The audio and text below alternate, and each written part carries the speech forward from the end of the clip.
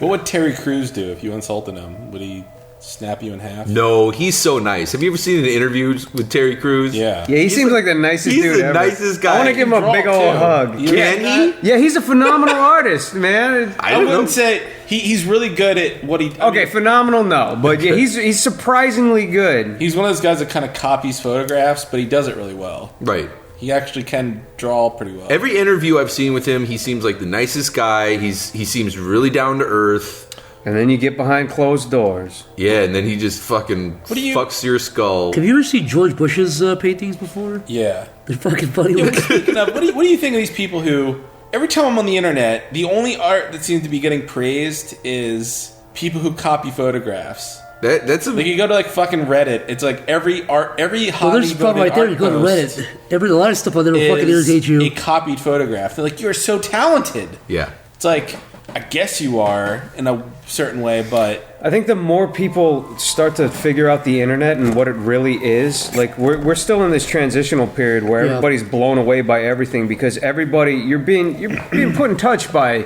the 43-year-old woman that lives next door to you and then the dude up the street. So they don't really, there's no defining boundary there. You're all in this fucking room it's not awkward anymore. I don't know. It's interesting, like what people appreciate because I feel like it's all context. Yeah. You know, people will like give on Reddit. They'll give it like 8,000, ups or whatever of some guy who took like a picture of themselves every day for a year and then strung it all together. But there's some African kid who fucking ate 4 flies and drank a puddle of mud and survived for 25 years. Well, you gotta admit, he kind of deserved. He had it coming.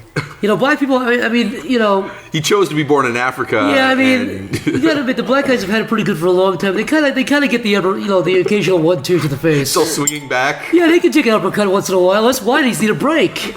I think there's a science to making white people XD on the internet, Mick. Yeah. All you gotta do Explain is hive mind. That's all. Hold on, I want to know this, Jeff. If you let's say right now, you had no scruples, you didn't care about what anyone's opinion. I hate the word scruples. I was gonna say, what are you fucking my grandfather? I am not fucking your grandfather. Well, you could. No, but I'm not. All right, continue. No, I was gonna say if you were to start a channel and you wanted all the knowledge that you have from looking at Tumblr and watching other YouTube videos, what would be your breakdown of the things you would do to create the most successful YouTube channel ever?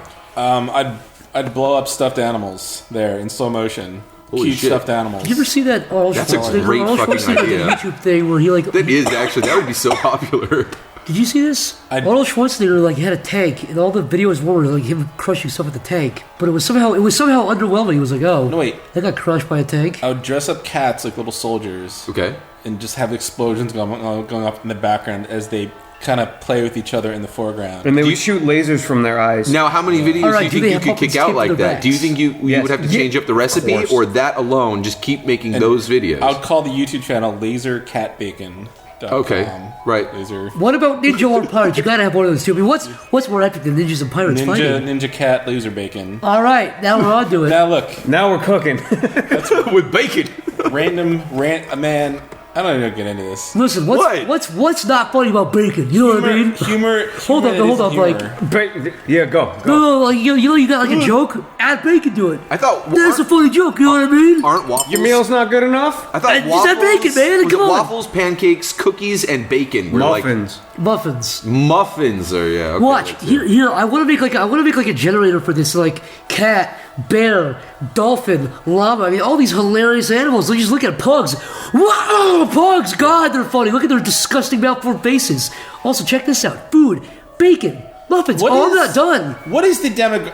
This type of shit like irritates us. But what is the demo? Is it like mom? It's hyper kids who watch Invader Zim. 13 to 19. Primarily female. It's like girls who wear Invader Zim t-shirts. That's the audience, dude. It's like we have that. All right, so just to bring up, not to shit on, because we're just like shitting on people like bitter cunts. But we the Kickstarter that got like $8 or $9 million. Oh, was this that bacon thing? It's a card game. Oh, sorry. That first off, that guy, his art fucking stinks. I don't care what anybody says. What's the card game?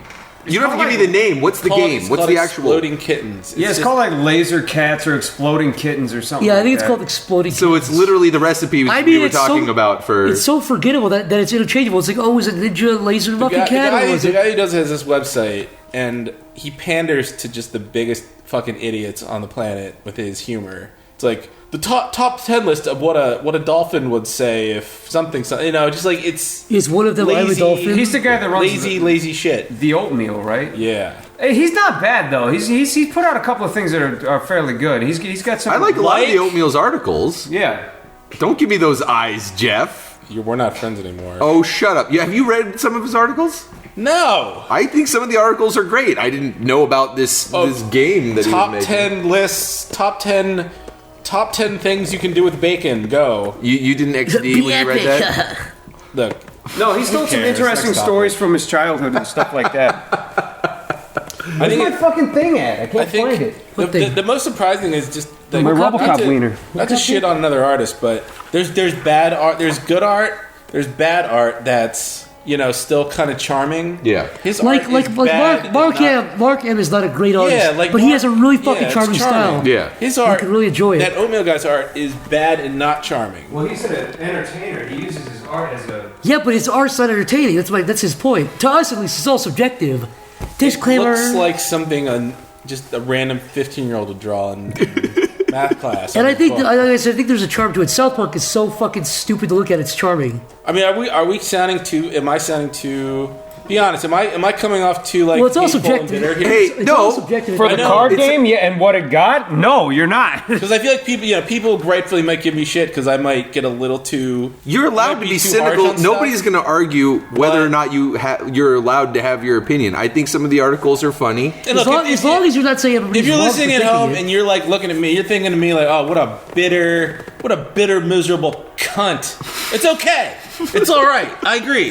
No, you're really good at Street Fighter, and you're an amazing artist. You do draw the line when you start telling people that you are wrong for thinking that's where the line is. And also, no, I'm not saying that. And if I had a fraction of your talent, I would probably... Oh, stop. I would probably be bitter as well when I saw shitty shit. That you got a huge wiener. You got a huge wiener stamper. Everybody can use it. It just seems like if you matched up somebody who's actually funny with an actual decent artist, the card game could have been a billion times better.